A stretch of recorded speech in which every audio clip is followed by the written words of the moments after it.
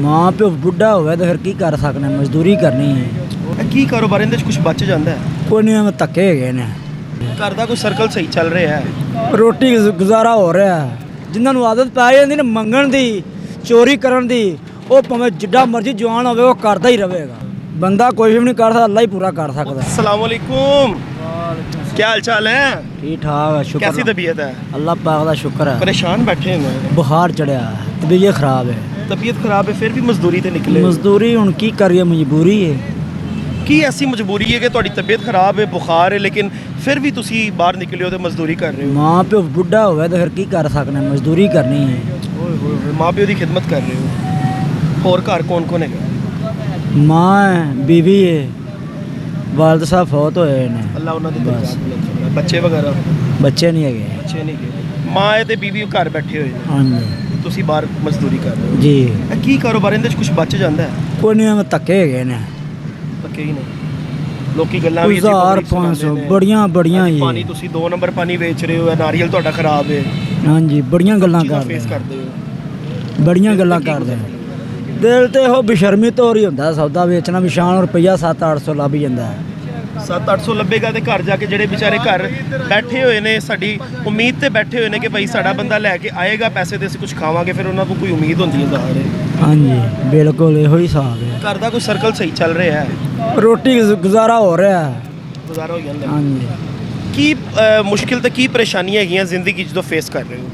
Face ਇਹੋ ਹੀ ਹੈ ਵੀ ਅੱਜ 5-4 ਦਿਨ ਹੋਏ ਨੇ ਘਰੋਂ ਆਏ ਨੇ, ਬੁਖਾਰ ਨਹੀਂ ਜਾਮ ਛੱਡ ਰਿਹਾ। ਬੁਖਾਰ ਲਵੇ ਤੇ ਇਹ ਸੌਦਾ ਮੈਂ ਵੇਚ ਕੇ ਤੇ ਚਲਾ ਜਾਵਾਂ ਘਰ ਆ।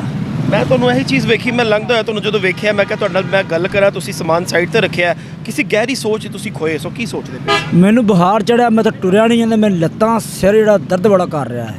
ਲੇਕਿਨ ਮਜ਼ਦੂਰੀ ਤੇ ਫਿਰ ਵੀ ਨਿਕਲੇ। ਮਜ਼ਦੂਰੀ ਫਿਰ ਵੀ ਨਿਕਲੀ। ਤੇ ਉਹ ਲੋਕਾਂ ਦੇ ਬਾਰੇ 'ਚ ਕੀ ਕਹੋਗੇ ਜਿਨ੍ਹਾਂ ਦੀਆਂ ਲੱਤਾਂ ਵੀ ਸਹੀ ਨੇ, ਹੱਥ ਵੀ ਠੀਕ ਨੇ, ਜ਼ਿਹਨ ਵੀ ਠੀਕ ਨੇ, ਜਿਸਮ ਵੀ 6-6 ਫੁੱਟ ਦੀਆਂ ਲਾਸ਼ਾਂ ਨੇ, ਲੇਕਿਨ ਫਿਰ ਵੀ 2 ਨੰਬਰੀਆਂ ਕਰਦੇ ਨੇ, ਡਕੈਤੀਆਂ ਕਰਦੇ ਨੇ, ਚੋਰੀਆਂ ਕਰਦੇ ਨੇ, ਕਿਸੇ ਨੂੰ ਨੁਕਸਾਨ ਪਹੁੰਚਾ ਕੇ ਆਪਣਾ ਘਰ ਚਲਾਉਂਦੇ ਨੇ। ਉਹਨਾਂ ਨੂੰ ਆਦਤ ਪਈ ਹੈ। ਜਿਨ੍ਹਾਂ ਨੂੰ ਆਦਤ ਪੈ ਜਾਂਦੀ ਨਾ ਮੰਗਣ ਦੀ, ਚੋਰੀ ਕਰਨ ਦੀ, ਉਹ ਭਾਵੇਂ ਜਿੱਡਾ ਮਰਜ਼ੀ ਜਵਾਨ ਹੋਵੇ ਉਹ ਕਰਦਾ ਹੀ ਰਹੇਗਾ। ਉਹ ਕਦੀ ਵੀ ਪਿੱਛੇ ਨਹੀਂ ਹਟੇਗਾ ਉਸ ਚੀਜ਼। ਕਦੀ ਨਹੀਂ ਹਟੇਗਾ। ਜਿਹੜਾ ਮਜ਼ਦੂਰੀ ਕਰੇਗਾ ਉਹ ਇਨਸ਼ਾਅੱਲਾ ਮਜ਼ਦੂਰੀ ਕਰੇਗਾ। ਉਹਨੂੰ ਪਤਾ ਹਲਾਲ ਹੀ ਇੱਕ ਸਕੂਨ ਹੈਗਾ। ਸਕੂਨ ਹੈਗਾ ਇਨਸ਼ਾਅੱਲਾ। 2 ਨੰਬਰੀਆਂ ਸਕੂਨ ਨਹੀਂ ਹੈਗਾ। ਨਹੀਂ ਹੈਗਾ। ਹਰਾਮ ਦਾ ਤੁਸੀਂ ਕਮਾਓਗੇ ਤੁਹਾਨੂੰ ਰਾਤ ਨੂੰ ਨੀਂਦ ਨਹੀਂ ਆਏਗੀ। ਨਹੀਂ ਚੈਨ ਨਹੀਂ, ਉਹ ਉਦੋਂ ਦੁਨੀਆ ਨਿਕਲ ਜਾਣਦੇ। ਰਿਸਕੇ ਹਲਾਲ ਕਮਾਉਂਦੇ ਹੋ, ਰਾਤ ਨੂੰ 700-800 ਵੀ ਲੈ ਕੇ ਜਾਂਦੇ ਹੋ ਤੇ ਇੱਕ ਦਿਲ ਨੂੰ ਸਕੂਨ ਹੁੰਦਾ। ਸਕੂਨ ਹੁੰਦਾ। ਸ਼ੁਕਰ ਰੱਬ ਆਪਣੇ ਰੱਬ ਨਾਲ ਕੀ ਗੱਲਾਂ ਹੁੰਦੀਆਂ? ਅੱਲਾਹ ਪਾਕ ਦਾ ਸ਼ੁਕਰ ਹੈ ਵੀ ਰੱਬ ਨੇ ਰੁਪਈਆ 1000 ਦਿੱਤਾ, 800 ਦਿੱਤਾ, 900 ਦਿੱਤਾ है। रिस्क हलाल नाजरीन, रिस्क हलाल कमाने वालों की मैं बड़ी कदर करता हूँ, क्योंकि मैंने बड़ी 2 नंबरियाँ देखी हैं। मैंने बड़े 2 नंबर लोग देखे हैं जो 6-6 फुट की उनकी लाशें हैं, लेकिन वो कर क्या रहे हैं? या तो भिखारी बन के भीख मांग रहे हैं, टांग ठीक है तो टांग ख़राब की हुई है, बाजू ठीक है तो बाजू ख़राब किया हुआ है।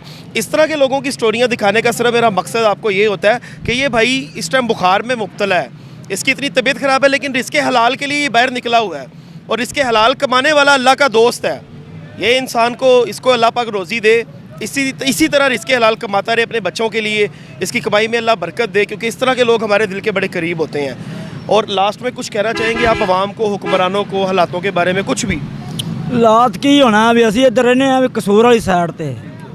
ਸਾਡਾ ਇਲਾਕਾ ਬਾਰਡਰ ਏਰੀਆ। ਇੰਡੀਆ ਦਾ ਪਾਣੀ ਆਇਆ ਸੀ, ਸਾਰੀ ਫਸਲ ਡੰਗਰ ਰੁੜ ਗਿਆ ਸੀ।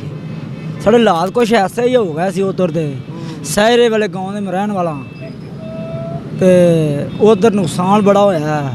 ਡੰਗਰ ਰੁੜ ਗਿਆ ਲੋਕਾਂ ਦੇ, ਫਸਲਾਂ ਪੱਕੀਆਂ। ਗਵਰਨਮੈਂਟ ਨੇ ਕੋਈ ਨੁਕਸਾਨ ਦੀ ਭਰਪਾਈ ਵਗੈਰਾ ਨਹੀਂ? ਕੁਛ ਵੀ ਨਹੀਂ, ਕਿਸੇ ਪੁੱਛਿਆ ਹੀ ਨਹੀਂ ਆ ਕੇ। ਤੁਹਾਡੀਆਂ ਵੀ ਬਕਾਇਦਾ ਫਸਲਾਂ ਹੋਣਗੀਆਂ, ਜਾਨਵਰ ਵਗੈਰਾ, ਲੱਖਾਂ ਕਰੋੜਾਂ ਦਾ ਨੁਕਸਾਨ ਹੋਇਆ ਹੋਵੇਗਾ, ਉਹ ਕਿਸ ਤਰ੍ਹਾਂ ਪੂਰਾ ਹੋਏਗਾ?